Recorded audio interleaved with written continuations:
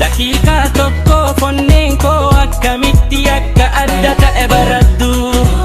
Lubbuu keessatti, qaama keessatti, jaama keessatti, tokkummaa keessatti akka halkan birraa akka jiyaa. Hafuura baafatu jaalala galli koo.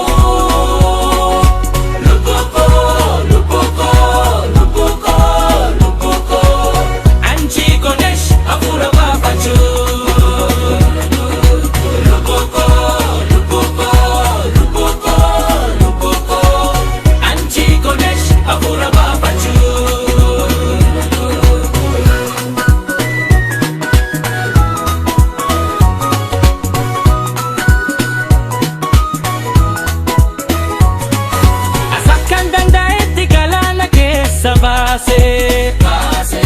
Ani lafa kana irrakkisi waliin wal qabatu hin qabu.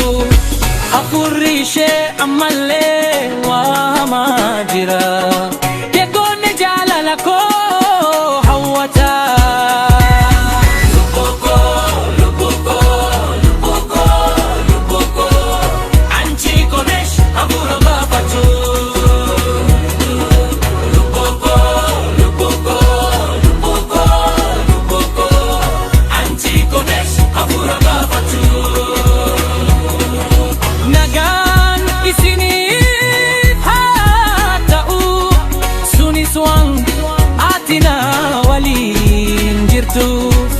طفخنش لي في مرنش وليلة عفش لنورني يا نجلا. لبوكو لبوكو لبوكو لبوكو أنتي كونش حفورة باباتو.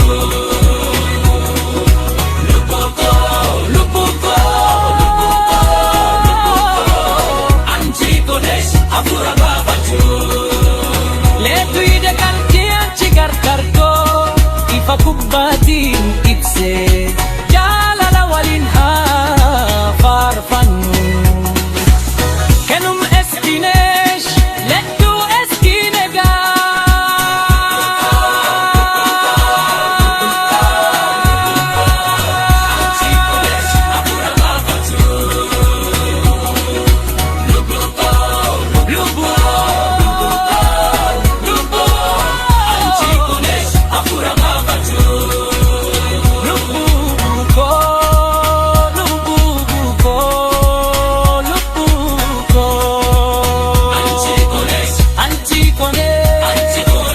Apura ko,